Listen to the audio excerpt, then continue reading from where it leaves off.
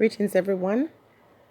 When you walk through the valley of the shadow of death and you get to the end of the road and you see light, you get so excited. You want to run out there and you want to shout it on the mountaintop, and you want the world to know that, there is a God, and that whatever you're going through, you can make it through it. And while that is noble, it is not wise to always show your hand. See, because when you're going through the darkness, you often have to do that alone. And so when you get to the light, you think it's a good thing to shine it on yourself and to show where you are and what you achieve. It's not a good thing, especially in this time. Also, sometimes you want to go out there and you want to just tell it. You see the thing, light is illuminating on a particular thing, and you're seeing this and you're knowing the truth of it, and you want to come out here and educate the people. But that is not necessarily a good thing in certain circumstances, because when you want to enlighten people, you have to make sure the persons are already on the path to enlightenment. You can't take someone who lives in darkness, in their mind at least, and then try to illuminate them, because what you're saying to them, you will look like a fool to that person, because they are at a place where their mind is closed and they still live in darkness. So if you turn on a light in a room with persons who don't want light, it is going to be a problem. And so sometimes I see things and I would want to say, look, this is what I see. But I have to understand that I live in a world where those who have the power to silence you, regardless of how you are deeply steeped in your spirituality. Remember, light and darkness is always opposing each other. And if you want to speak the truth, you have to understand those who are often surrounded by darkness, usually, because they don't sleep, these ones usually, in your eyes, you think they're winning. I mean, of course, you don't get to see what happens behind closed doors. Wisdom dictate that there's some things that when you see it, because if you've noticed a certain pattern with great men or women of the past who have come out and illuminated the world, and you see the two end, though they end up in the grave or they end up in the cave, you have to say to yourself, well, why am I going to be any different?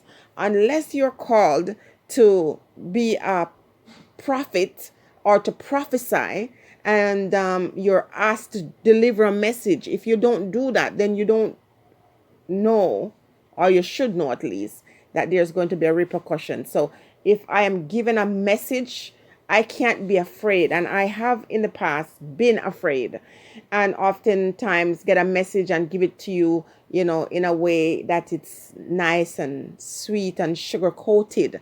And I have seen where I don't hear those powerful voices sometimes because I failed to deliver the message. But in terms of me trying to motivate people on this platform and trying to encourage individuals, I still have to be mindful that when I come out and I deliver a certain speech, there are people not greater than the God that is within me, but there are people out here who you can't ignore. You can't say, oh, these ones can't do me nothing because I walk with God, because you have to have wisdom. Do you understand? I mean, we're not dealing with just, biological weapons. We're dealing with individuals who know how to use it. Okay? I see so many things, and it is so clear. And even people who we say are intelligent, people who we look up to as role models, you have to remember that these ones can be bought, can be silenced.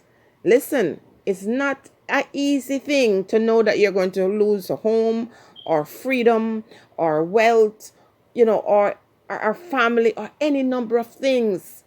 If you say certain things in this world, you have to weigh the odds.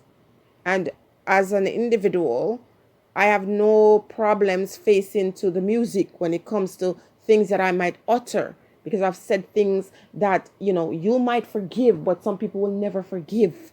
Some people will teach you that you must forgive, but they have never, ever forgiven anybody. There's no forgiveness in these ones.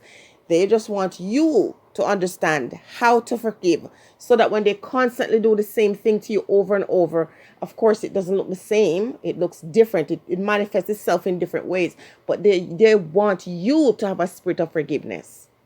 And when I ask folks to forgive, I never ask you to forgive so it benefits someone else. Forgive so it frees you.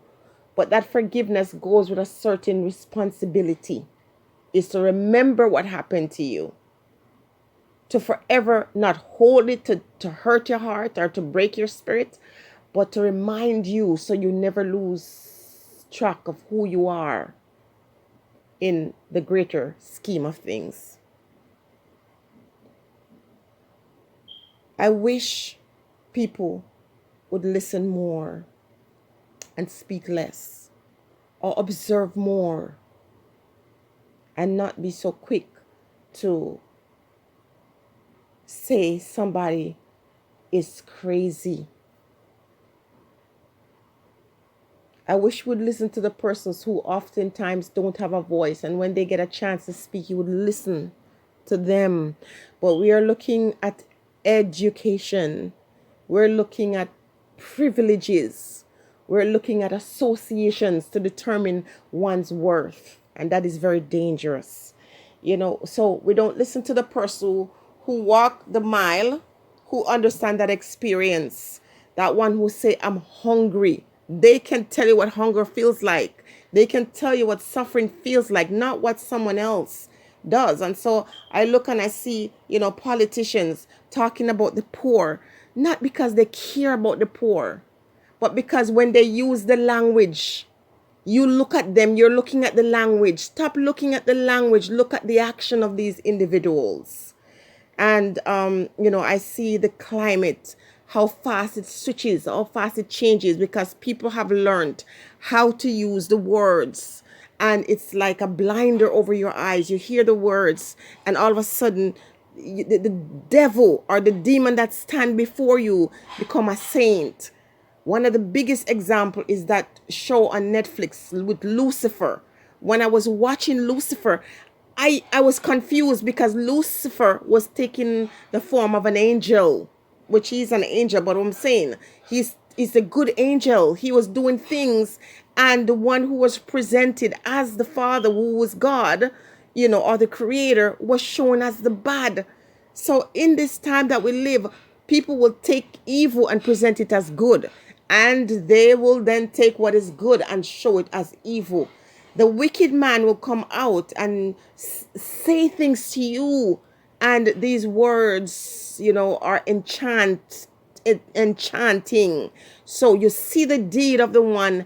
They have learned, and there's one particular person, oh my goodness, he's a master at shifting the dialogue and shifting the focus from himself and put it over here. These guys are mastermind. People are getting erectile dysfunction from, catching that disease in the world, because people know that in Jamaica, the men love to F. And so when they hear that, all of a sudden, they're going to go and do things that they normally wouldn't have done. The person is a genius when it comes to this. The whole world is coming up with different strategies, different things. Remember my dream, people. Remember the Spirit speaking to me and saying, flood, fire, famine. These are the methods to bring you to your feet. Observe. Listen. Don't be too quick to say this one is an idiot. Don't think that the person who carry a whole mass of people behind them has any great value. Sometimes the one who walks alone, the one you look upon or turn your nose upon or scorn, these are the true messenger in this time.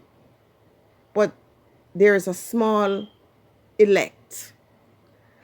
And those who are in the great multitude are the ones who are able to draw the multitude to them, are oftentimes the ones we need to avoid in this time. Be wise. Be careful. Be sensible.